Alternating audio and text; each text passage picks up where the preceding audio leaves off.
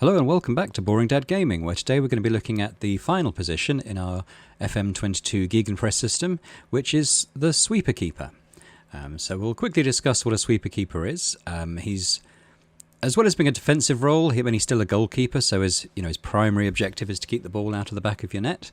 But he also takes a bit of a playmaking role as well. He's a goalkeeper who will, in tandem with a high defensive line we're playing, he'll come off his line, maybe even outside of his area. And as the name implies, be a little bit of a sweeper at the back as well, that kind of position. So he'll look to snuff out chances as they develop. The defenders will be able to sort of pass the ball back to him, and he should have the capability of spraying decent passes and initiating moves. And it's a very good position in the Gegenpress. It's just a quick way to distribute the ball and be very proactive as opposed to just a reactive kind of goalkeeper. And in terms of the ideal goalkeeper, like the perfect sweeper keeper in FM22, there's actually two players, and I wasn't able to choose between them, so I'm going to feature them both. They both play in the Premier League, and they both play for the same country. So by now you've probably guessed who they are. It's Alisson, who plays at Liverpool, and Ederson, who plays at Manchester City. So we're going to take a look at Alisson first. So one of the best in the game, and he doesn't really have a weakness. But we'll talk about the attributes that sort of mark him out as a good sweeper keeper. Handling first, it's how strong he is at keeping hold of the ball, and that's important because when he's facing shots, you don't want him dropping the ball and providing an easy tap in or rebound opportunity to strikers in the box. That's quite important. And reflexes here and agility. Also important because we need a keeper who's able to get down to the ground well, he's able to move around quickly and just be very agile. Decisions and composure are important, making the right choice in the right moment and having the composure to do so while under stress and just having a clear head in all situations. Distribution is very important for a sweeper keeper, so kicking and throwing are also important, pretty much self-explanatory there, but being able to kick the ball far and accurately and throw the ball where he wants to.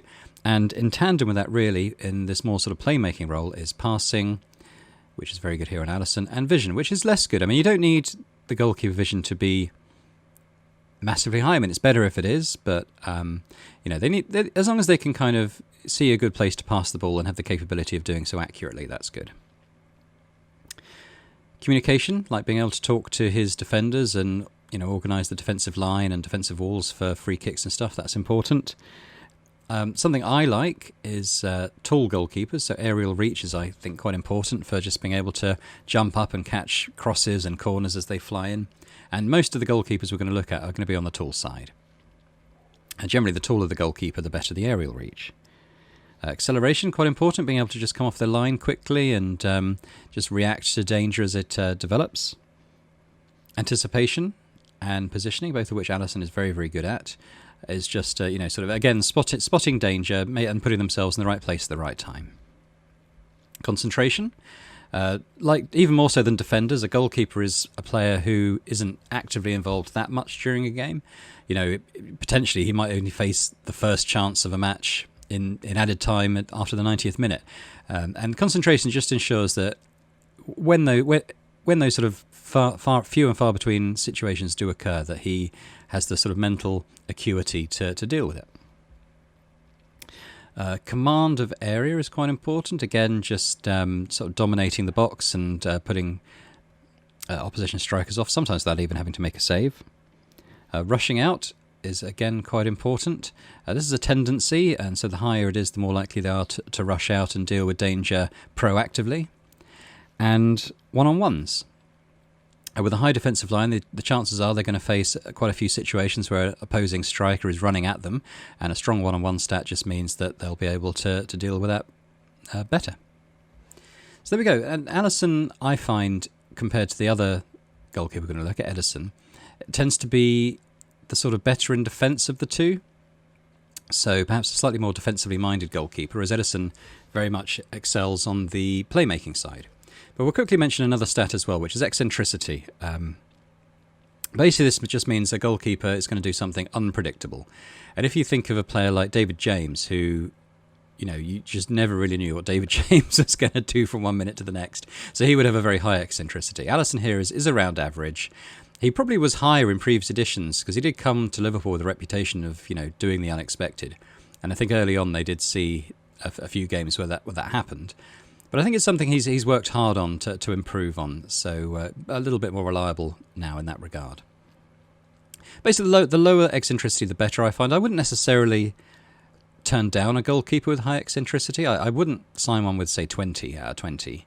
But as long as it's sort of no more than, say, 15 or 16, I probably wouldn't really have too much of a problem with that. But the lower the better, generally.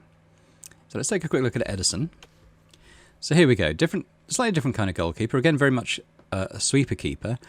And a little bit lower in some of the defensive stats than Alisson. But in terms of the playmaking stats, he's 20 out of 20 for kicking. His passing is 18 out of 20. Vision, fantastic. So, he's really going to spot the runners. Rushing out, very good. The throwing, and we mentioned kicking, but the throwing also very good. Command of area, very good. So again, an excellent goalkeeper. Now, the thing is, Alisson and Ederson, you're unlikely to be able to sign either of them. Unless you won't have them unless you start at Liverpool or City, respectively. And in this list, I'm going to discuss players that perhaps aren't at the very top level. And the reason for that is I think keepers in particular in FM22 are in a slightly weird place in that there's a world-class elite bracket. And I think we can all name those players. Anyone who knows football knows players like Donnarumma, Courtois, Stegen, Oblak. And, they're the world-class goalkeepers, but they're all very, very, very expensive, and you're very unlikely to be able to sign any of them. But as far as I can tell, there aren't really any developing goalkeepers who have that kind of world-class potential. But there are quite a lot of goalkeepers in the tier down, sort of, just nudging up to world-class, but being very, very good, all of whom that I'm going to look at are quite reasonably priced. So you can actually get a very, very good goalkeeper for a reasonable price, as long as you're not kind of expecting them to develop into a true world-class player. So someone you can sign while perhaps you're waiting for regens to appear who have that sort of world-class potential. So the first player we're going to take a look at is probably my favourite when I'm signing a goalkeeper for a new team. It's Ugurcan Cakir, who is a 25-year-old Turkish player playing in Turkey at the moment for Trabzonspor. He's got 16 caps, so I don't know if he is the number one, but he gets a good number of international appearances. And if we quickly look down, he's very good in most of the areas. Very low eccentricity we can see there, so he's quite reliable, quite a steady Eddie in that regard. But he's very agile, very, very good reflexes. 6'3", he's got fairly good aerial reach, command of area, communication. His handling's pretty good. Kicking's decent. Rushing out tendency is quite low, so he's not someone who's going to rush off his line particularly, which maybe is a bit of a slight mark against him, as his vision, which is a bit low. But otherwise, he's a very, very solid choice, and if I put up a slide of what he'll look like in a few years' time, you can see that he has a lot of room to develop as well. And the good news is that for him, he's quite available. He can probably be bought for around about the 15, perhaps pushing on to £20 million kind of mark at the start of the game, which should be very affordable for most top league teams. And we're going to look at another player who already is playing for a top league team, which is Robert Sanchez at Brighton. Now, Brighton aren't an elite Premier League team. They are Premier League, but they're not an elite Premier League team. But he is a very, very good sweeper keeper in the game. As we can see, he's 6'6", so he's I think he's joint tallest for the goalkeepers we're going to take a look at, which means his aerial reach is very, very good, as is his jumping. So he's not really going to get beaten in the air, and corners and stuff that come in, he's going to probably make a good fist at saving and catching. Very good command of his area, so he's a very dominating presence within the box. Everything else is kind of pretty high for this, except for again vision. Maybe it's a bit lacking in that department. As stated, we're not looking at the top world class tier here. We're looking at players kind of just in the tier below that. And Sanchez is another one with very, very good potential, as we can see here in this slide. We can see that he continues to develop and is a very good choice. And like Cakir, he's available for a fairly reasonable fee, something around the 20 to perhaps like going on for £25 million mark at the start of the game. And well worth it, in my opinion. The next player we're going to look at is slightly older. And this is Dominik Livakovic, 26, Croatian, playing in Croatia for Dinamo. And again, very, very good in a lot of these areas. Things like one-on-ones, he's very good at. Reflexes and agility, he's very good at. He's slightly shorter than, say, Alisson. and Cakir, in that he's 6'2". He's not markedly shorter, so he's still got the 14 out of 20 aerial reach, good command of his area. Handling's good. Kicking is good. Passing and vision is a little bit on the low side, so perhaps manage that by maybe only having him take shorter kicks or something, perhaps. But throwing is very, very good as well. So that might even be, you have a chance with the goalkeepers to select, like in the tactics, they'll like throw out to throw the ball out instead of kicking it, and that might be a good choice for Livakovic. Yeah, probably won't improve that much, but the good news is he's fairly cheap. So for anything around the sort of 10 to 15 million pound mark, you'd be able to get him. And yeah, very, very reliable. Alban Lafont, who, despite being only 22 years of age, has been around for years. I think he was first choice at Toulouse at around about the age of 17, something like that, and he's been a first choice goalkeeper for different clubs ever since.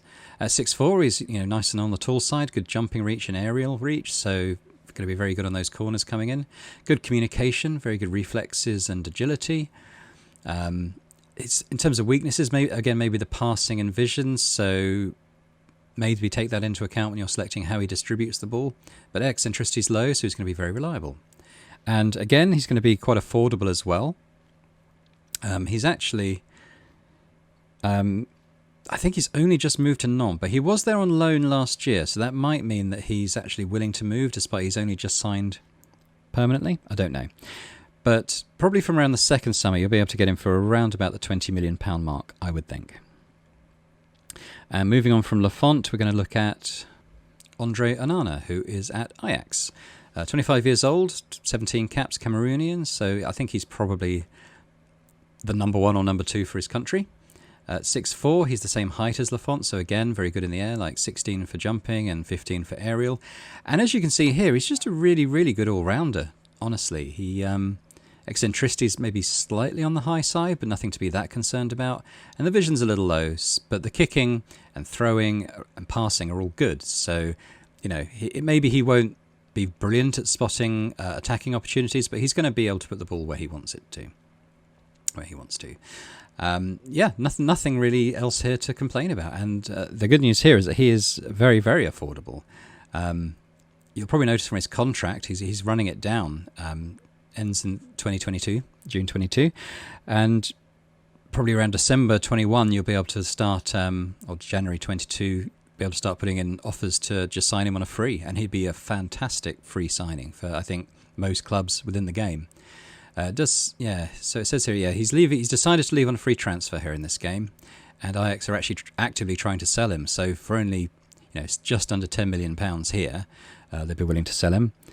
So worth checking out at the beginning of the game as well. He'll either be free a year in or very cheap in your first summer. So he's probably the best bargain on this list. But we're going to take a look at another good player, another Turkish goalkeeper. This is Altay Bayindir, who's also playing in Turkey, Fenerbahce. He's as tall as Sanchez, so another 6'6", and he already, despite being only 23, he comes with really good stats already. He's jumping and aerials really, really good. He's very agile with good reflexes. One-on-ones is fantastic. Command of area, so maybe surprisingly for his stature, command of area is a little on the low side. So, maybe something to watch for there. I think that's probably the main mark against him, though. Low eccentricity. Again, vision low, but the kicking and the passing are good. So he will be able to accurately pass, but maybe not incisively pass, if that makes sense. I'm going to put up a slide as well, just to see what he's going to look like in a few years' time. And he does have, pretty good potential to keep improving. In terms of cost, he's, apart from Onana on a free, he's the cheapest one on this list. He can be had for around about the 10 to sort of £13 million mark at the start of the game, which is well worth it. So there we go. There's a few ideas of good sweeper keepers who could be signed in the game. As I said, that none of these have that sort of top world-class potential. I've used the editing in-game editor to sort of check their ceiling potential, and it's around the sort of high 50s to 160, the early 160 sort of mark. So very much nudging into that approaching world-class bracket, which should last you until you're able to spot world-class regens coming through, I would think. So thanks very much for watching. I hope this was useful. If it was, then please hit the like button on the video and subscribe to the channel as well. Next time I've got a bit of an an entertaining treat, I think, for my sort of last video in this Gegenpress series. But I'm not going to spoil that now. We'll find out next time, and I hope to see you then. Bye for now.